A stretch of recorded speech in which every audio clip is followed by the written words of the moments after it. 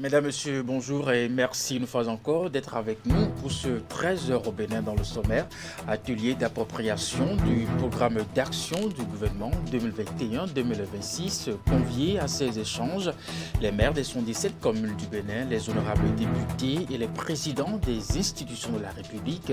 Ce qu'il faut savoir, c'est quel est le regard porté sur le contenu du PAG 2021-2026 et quel va être l'accompagnement des élus communaux et des députés à l'Assemblée nationale. Et puis, après l'annonce de recrutement de 1000 jeunes au profit d'une unité de textile au Bénin, l'heure est à la sensibilisation des jeunes dans différentes localités.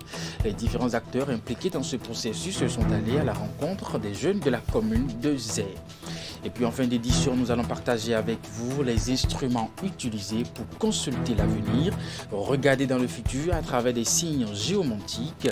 Il faut dire que les instruments utilisés pour procéder à cette opération de la géomancie varient d'un milieu culturel à un autre. Mesdames, Messieurs, à nouveau bonjour et bienvenue dans ce 13 heures au Bénin. La salle bleue du Palais des Congrès de Cotonou a servi de cadre ce jeudi à l'atelier d'appropriation du programme d'action du gouvernement 2021-2026. Conviés à ces échanges, les maires des 117 communes du Bénin, les honorables députés et les présidents des institutions de la République. C'est le ministre d'État, secrétaire général de la présidence qui a officiellement ouvert les travaux présents sur les lieux. Akime Ousseini Seydou et Eder Rompevi. C'est un rendez-vous d'appropriation du programme d'action du gouvernement PAG 2021-2026. Le document qui décline la vision, l'unique boussole de l'action gouvernementale est vaste de 62 pages. L'exercice auquel ont été conviés les honorables députés, les présidents d'institutions, des personnalités politiques et les maires des 77 communes du Bénin a consisté à passer en revue les articulations et les élaborations contenues dans le dit document. Pascal Irénée Koukpaki, ministre d'État, secrétaire général de la présidence, plante le décor. Achille Oussou, président du comité technique d'élaboration du PAG2, saisit la balle au bon et le premier cliché à non, l'analyse situationnelle. Le gouvernement souhaite une appropriation intime de cet important programme et une mobilisation significative autour du PAG2 pour accompagner les actions retenues. Et c'est pour continuer dans la même approche que le gouvernement, après le PAG1, s'est engagé à élaborer le PAG2. Et comme le ministre d'État l'a dit tantôt, ce PAG est la boussole, c'est la feuille de route, c'est le programme qui sera conduit pour les 5 ans. Le PAG 2021-2026 vise fondamentalement à accélérer le développement économique et social du Bénin.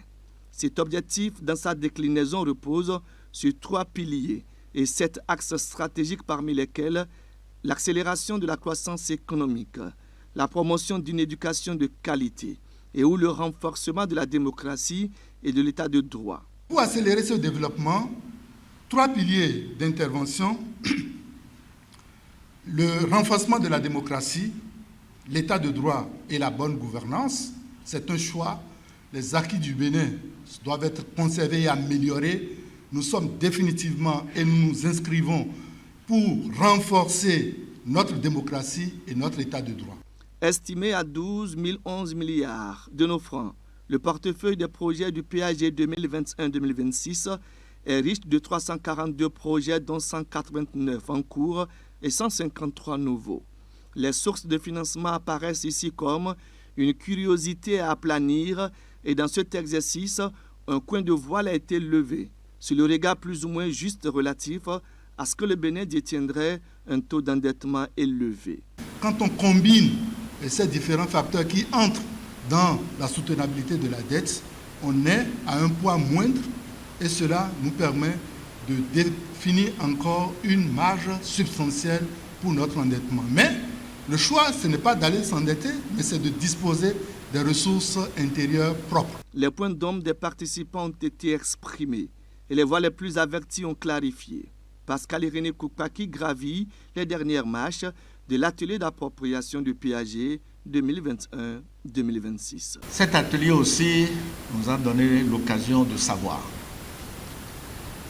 de nous approprier le contenu du PAG et donc nous offre une opportunité de faire savoir. Enfin, Madame la Vice-Présidente, pour terminer, je dirais que j'ai noté la volonté des participants de porter le PAG avec le chef de l'État dans les institutions, dans les communes. Et que par conséquent, cette volonté de réussir ensemble est aussi un facteur de succès. Et toujours dans le cadre de ces travaux, quel est le regard porté sur le PAG 2021-2026 et quel va être l'accompagnement des élus communaux, c'est très important, et des députés à l'Assemblée nationale, élément de réponse à travers ces propos recueillis aux sorties de l'atelier. Nous, maires, nous sommes là aujourd'hui pour nous approprier cet outil que le gouvernement a fait élaborer. Et la présentation que nous venons de suivre, c'est que le gouvernement veut effectivement nouer la nouvelle code au bout de l'ancienne. Quand nous prenons tous les secteurs d'activité aujourd'hui, que ce soit le Arche dont nous parlons ou notre zone sanitaire DCO, Djougou, Kopago, Waké, faisait partie des communes pilotes ou des zones sanitaires pilotes, c'est que le Arche sera renforcé. Et si nous voulons que notre pays soit à l'image des autres nations, c'est nous qui devrions contribuer à la mobilisation des ressources pour la construction du pays. Qui vous souviennent que le premier PAG a été lancé, on va dire, un peu en grande pompe. Et là, c'est très technique. Et donc, c'est par couche socio-professionnelle. Et que chacun, au sorti de cette séance d'appropriation, que chacun ait à cœur de jouer le rôle qui est le sien. Pour finir, le Bénin a été révélé sur le premier PAG et le Bénin est confirmé avec un capital humain qui, en tout cas, pourra profiter très concrètement d'ici les 5 ans qui viennent du développement justement qu'on a lancé au Bénin. Et je pense que je peux dire bravo au gouvernement pour avoir initié ce programme qui est très ambitieux et qui mérite vraiment accompagnement. Le gouvernement, déjà dans sa présentation, a demandé donc le soutien des collectivités locales, dont les maires, et je pense que nous ne ménagerons aucun effort pour accompagner le gouvernement dans cet élan-là, pour que tout ce qu'il est en train d'entreprendre soit vraiment réalisé à la base. L'accompagnement des maires, c'est de sensibiliser les populations à la base, c'est de se voir impliqués, puisque le fait qu'on reçoive cette invitation afin de participer à cette présentation dorénavant, ça nous tient à cœur. Parce que ça va impacter, ça nous aidera surtout à la base.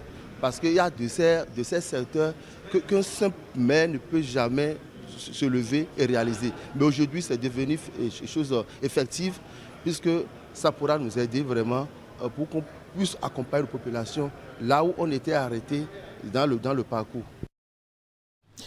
1000 jeunes béninois âgés de 18 à 30 ans seront bientôt recrutés au profit d'une unité de textile au Bénin dans la zone industrielle de Glodjibé qui accueille déjà ses premières entreprises. Les structures de l'État devant conduire le processus étaient ce mercredi à la mairie d'Abomey-Calavi pour procéder au lancement de cette phase qui mettra à disposition de l'industrie le personnel qualifié Clément Adjadé, Moufi de Sabouran. C'est une rencontre qui lance le processus de recrutement des premiers salariés au profit des grosses entreprises qui s'installent dans la zone économique spéciale de Glodjibé. Mercredi, les structures étatiques compétentes en la matière, en collaboration avec la municipalité d'Abomey-Calavi, ont accueilli les responsables d'une industrie de textile conduite par la GDIZ qui veut recruter 1000 jeunes avant le démarrage de ses activités proprement dites.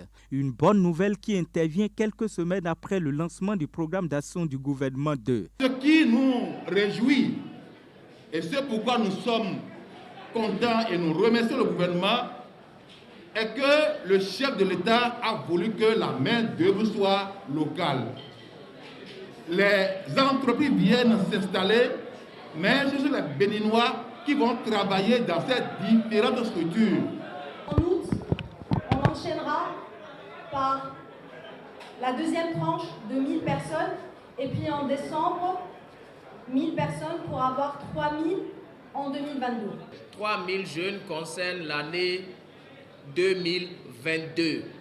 Sinon, au total, il y aura à peu près 15 000 recrutements pour ces unités industrielles qui s'installent. Aujourd'hui, c'est une unité industrielle qui va travailler à la transformation locale d'une bonne partie de notre production cotonnière. Vous savez que depuis quelques années, le Bénin affiche ou occupe fièrement la première place en termes de production. Si vous avez suivi le discours sur l'état de la nation que le président de la République a délivré à l'Assemblée, décembre dernier, il y a juste quelques semaines, il rappelait que non seulement l'emploi est une priorité, l'emploi pour les jeunes, mais que nous envisageons également des mécanismes spécifiques pour promouvoir l'emploi des seniors.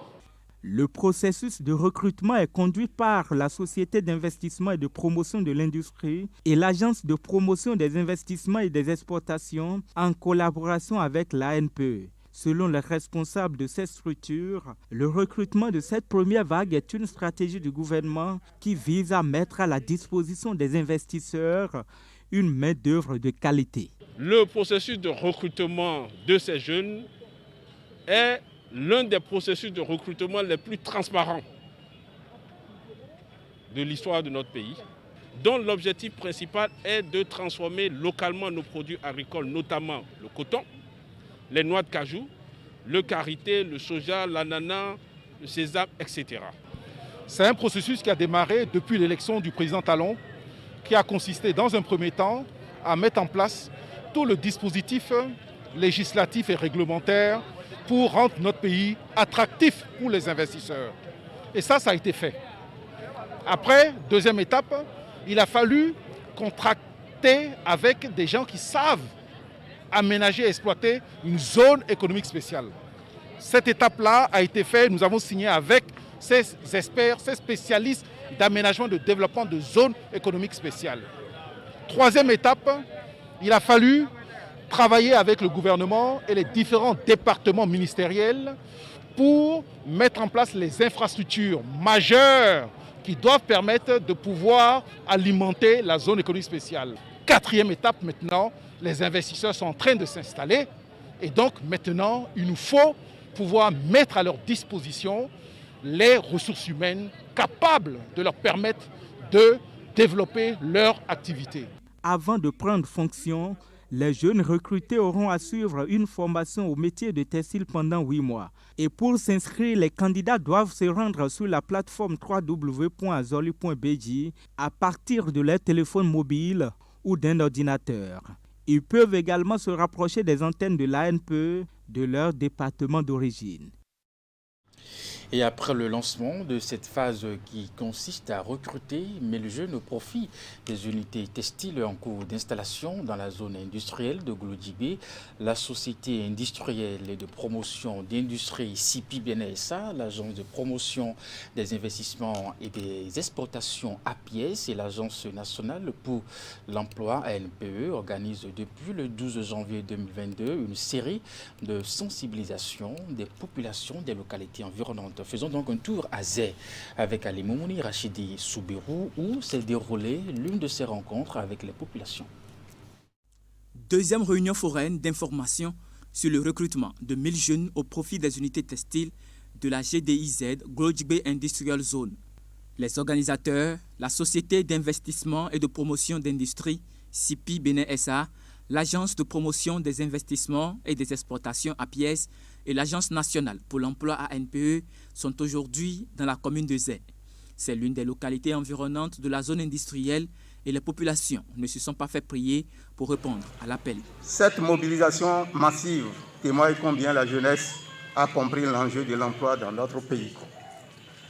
En effet, je voudrais inviter la délégation en charge de cette sensibilisation à faire de la manière à ce que la jeunesse ici présente s'approprie véritablement du processus de ce recrutement.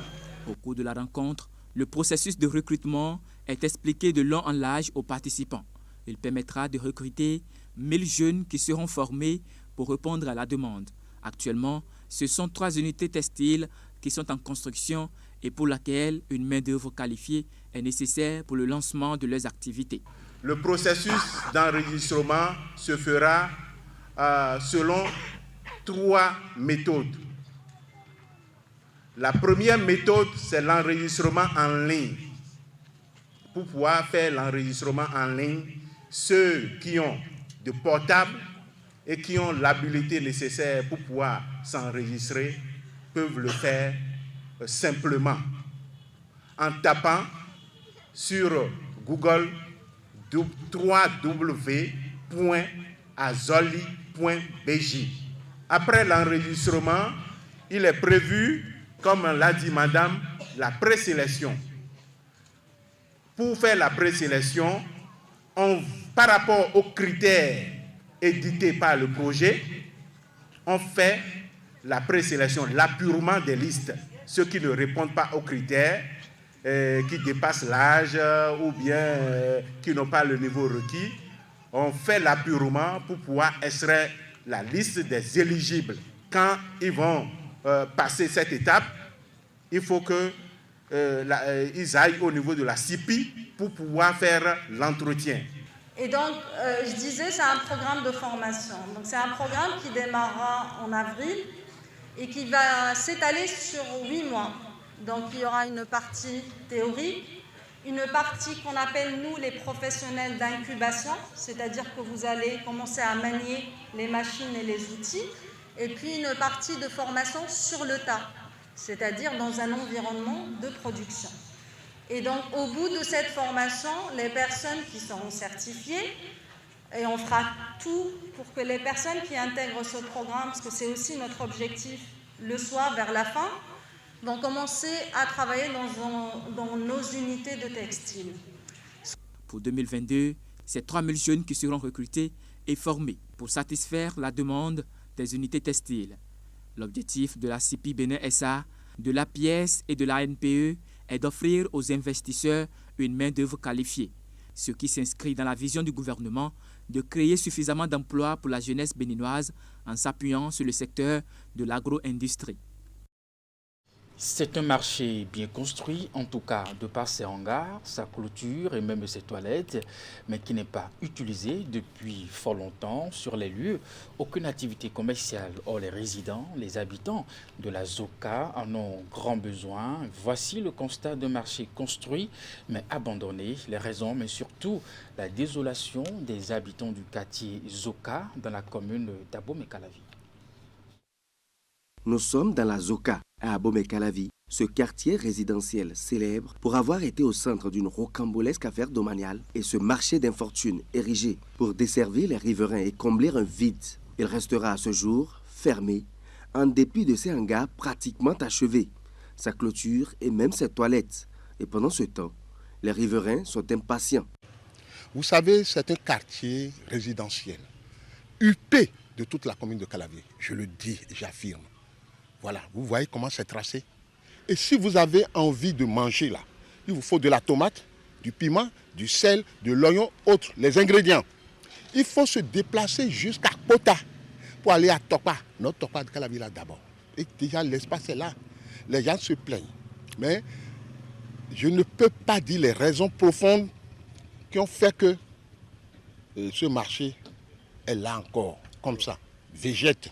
De l'intérieur, voici à quoi il ressemble. Certes, des hangars, les uns plus vieux que les autres, mais le tout abandonné à la rune, au milieu d'herbes sauvages, à la merci de reptiles et d'oiseaux. Mais combien de minutes? On va prendre au moins 4 heures. Pour aller vers on a une heure. 5 heures. Bien. À cause de cette obscurité-là, les divorcés sociaux font du mal à la population. Si c'est bien fait, les divorcés sociaux ne vont plus rester dedans. Vous voyez maintenant, parce que c'est là. La nuit, ils sont là et après, ils sortent. Et comme il n'y a pas de lampadaire, ils créent ce qu'ils veulent. Les plus impatients, ce sont également ces dizaines de bonnes dames, ayant souscrit aux multiples et onéreuses formalités d'attribution de hangars et qui, à ce jour, ne voient rien venir. De quoi se poser des questions. Des gens avaient déjà récolté 15 000 pour leur dire qu'ils auront place dans le marché. Mais voilà que le marché n'est pas ouvert. On n'a pas construit plus de hangars, c'est vaste. Il y a des toilettes derrière là-bas qui sont construites, d'accord. Mais mon plus grand plaisir serait que ce marché-là soit mis en activité. Il semble évident, cependant, que le bout du tunnel ne soit guère pour demain. L'autorité est claire, la mairie a dû revoir ses plans. Le marché de Zoka, dans sa forme actuelle, sera purement et simplement rasé. La raison, la voilà. C'est simplement dû au fait que le ministère du cadre de vie a un projet. Sinon, bon, vous savez qu'il y a un projet gouvernemental de construction des marchés modernes. Donc, il y a ce marché de Zoka qui est pris en compte par ce projet-là. Donc, c'est ce que je peux dire. Mais je crois que d'ici à là aussi, les travaux, parce que c'est à casser et à reprendre carrément. C'est le même cas pour le marché de Flacomé dans Godome. Donc les femmes seront délogées et les travaux vont démarrer aussi là. La réponse qui m'a été servie est que le président Talon avec son gouvernement a décidé de maintenir ces marchés-là pour les divers et que le marché de gros sera construit plusieurs fois. Mais quand on vous sert cet argument, n'ayant pas de document, qu'est-ce que vous voulez que je fasse? Si nous engageons une action sur le marché pour dire, bon, installation provisoire, on est d'accord.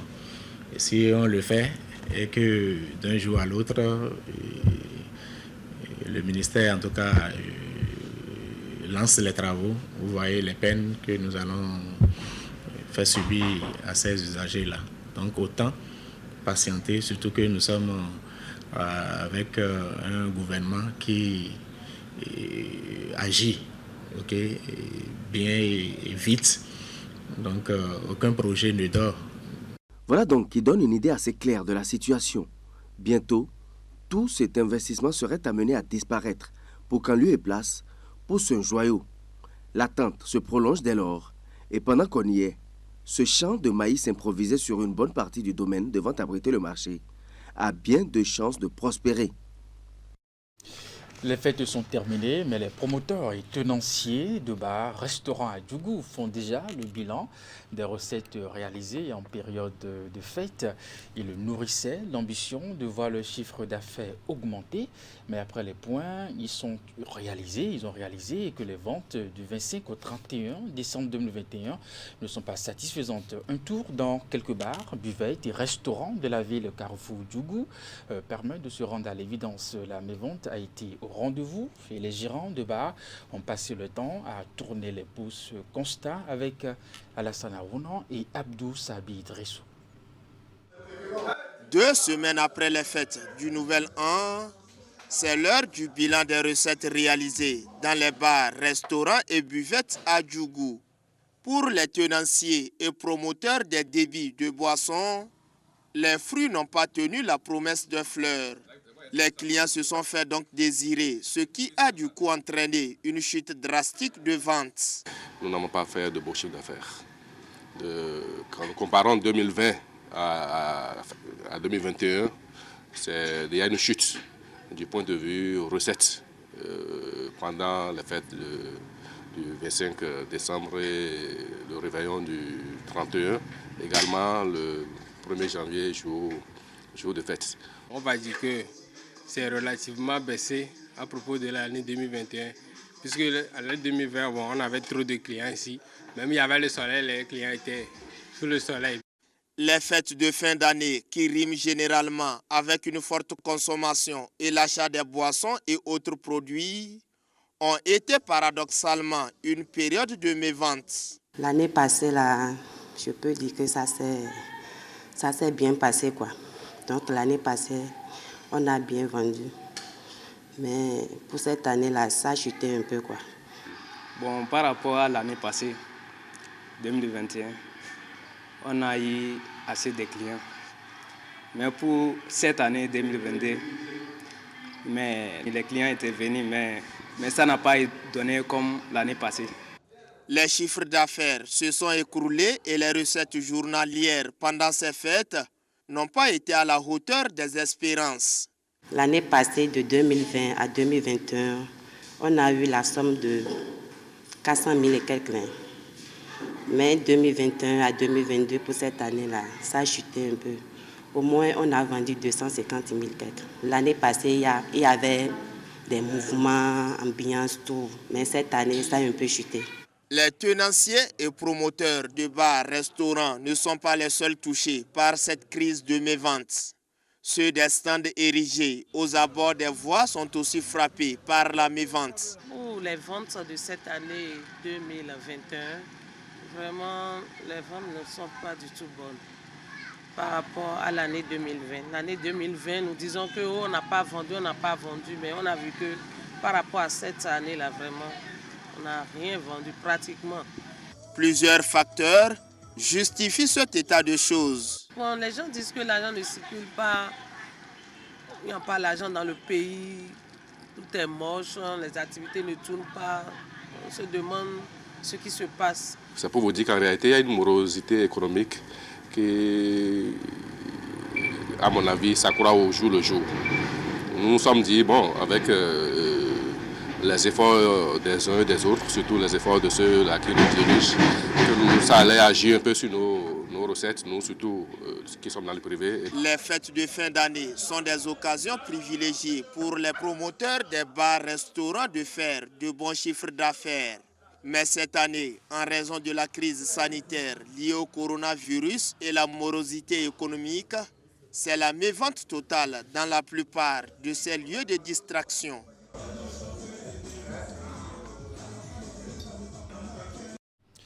Célébrée de façon tournante, la fête de Vodou cette année à Djidja a eu lieu dans l'arrondissement de Zoukan.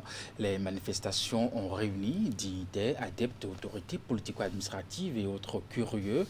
L'ensemble des divinités vénérées sur le territoire de la commune étaient honorées. Les réjouissances, fêtes de danse, de chants et autres rituels ont permis d'exposer la richesse de la tradition, mais aussi prier pour chacun des Béninois, ainsi que les gouvernants. Cette personnalité, notamment le chef de l'arrondissement de Zoukan, a été distingué par les chefs de culte. Le résumé de la fête dans ce reportage de Imet Elena Moussou, Georges Vaudounon.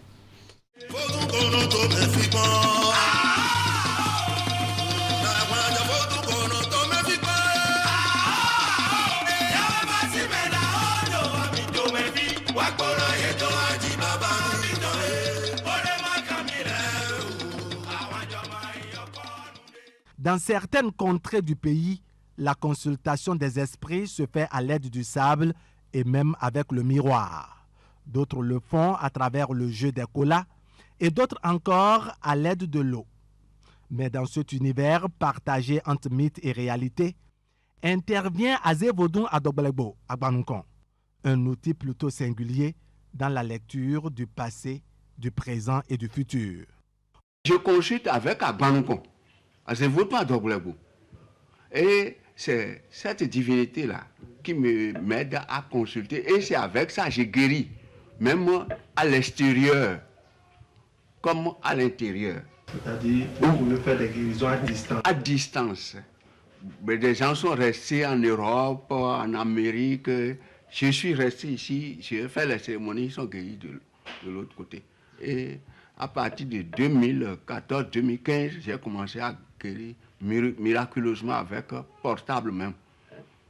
Donc j'ai guéri plusieurs parties de faire le monde, j'ai guéri plusieurs personnes. Pas portable, comment cela se passe? Non, la personne m'appelle, et si c'est la migraine, il est parti à l'hôpital, on a tout fait, on n'a rien trouvé.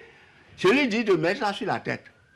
Il met ça, au plus 30 secondes, 10 secondes des gens se guérissent, 20 secondes des gens se guérissent, au plus 30 secondes des gens se guérissent. Même celui qui a le pied enflé ne peut pas mettre par terre, mot de ventre, il y a plusieurs mots, même l'angine. C'est Zérika, pas téléphone.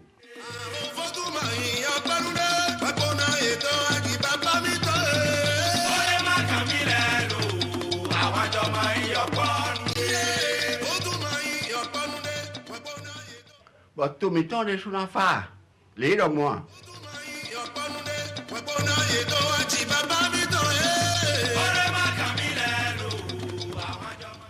Nache, d'Abidjan, ça comme ça, je consulte. Les nobados nous vont, et à Kahori Bio, et il peut pas dire les magaïs bien à Chiqui, soit essayer de ta part. Nous, à Carablo, nous me benagant, et oui, à l'écambio, à Cablo, mais on a gagné, c'est les cas. Et tel Togudo, et le fil de New York, et tel pôle nord, pôle sud, c'est les gars. C'est comme ça. Et vous appelez ça comment? Hein? À Banouko. À c'est votre à Toglego. À Banouko, et mon j'ai Fibi. Et mon j'ai coup, et mon j'ai bé. Oui, mais on a rien. Nous ben a eu un coton. Non, et prenons des dits. Bon, à ce son content. Mais en tout cas. Agora, enquanto ele diz, do inadia, então vou do menor gosto, assim, do beijo, do medimento, tudo. Se de brigar, não mata guarda, lá dólar, com beton, mas com só do jeito, o dom com só do jeito, não matia, não com não de saco com. Ato, habicou me meteu esse momento, o que tem agora, não, e mas só por tanto campo, mas só por tanto campo, todo caminho. Oh, de nous aller et nous y connaît. Boy, il me l'a vaudou, bodo quoi, adoko, et de quoi, ton venet, comme la vaudou. Nous et nous, bodo pour boyer, nous et de présenter meilleur. Et n'a dit, dit, l'idée, milo, y'a mis ton moelle au télé, mais tiens encore. Et n'a dit, il a dit, tintimenouedi, nous et de pouvoir, n'a dit, tintimenouedi, nous et de pouvoir, fiteka, nous et filles, nous causer, n'a dit, tintimenouedi. Et non de home car mon de home do fi sans pas quoi. Et non de home car problème de vidéo pas quoi et n'a donné. Et le racine de pas quoi et n'a donné. Et il et n'a de home da si de pas quoi. Bon donné da si de boire. Et n'a de home da si vidéo pas quoi ma donné de vidéo boire. Problème est quoi de soit rien à donc mon fils sans pas quoi. Problème à rien à donc mon fils sans pas quoi et non timpi oui mais nous mais ben non mon qu'on dit bon mon oui c'est ça de mais de soi mais de nous aller et non y bon et ne. On peut découvrir, au dire des spécialistes, de différences dans la forme des instruments utilisés pour obtenir le résultat. Mais il y a une constance, quel que soit le moyen utilisé dans la géomancie, les signes ne trompent pas. Le prêtre peut-être. Eh bien, vous venez plutôt de suivre le reportage consacré aux instruments utilisés pour consulter l'avenir, regarder dans le futur à travers des signes géomantiques. Il faut dire que les instruments utilisés pour donc procéder à cette opération de la géomancie varient d'un milieu culturel à un autre. On retrouve le reportage que j'annonçais tantôt, célébré de façon tournante. La fête du Vaudou cette année à Djidja a eu lieu dans l'arrondissement de Zoukan. Les manifestations ont réuni dignitaires, adeptes, autorités politico-administratives et autres curieux. L'ensemble des divinités vénérées sur le territoire de la commune étaient à l'honneur. Reportage. Encore à l'honneur ce 10 janvier, le Vaudou a été célébré avec faste dans la commune de Djidja. Autour des responsables de culte, des dignitaires et une foule impressionnante d'adeptes, de notables et de profanes. Les manifestations organisées dans l'arrondissement de Zoukan ont été l'occasion de rappeler l'importance de la tradition, principalement des cultes endogènes.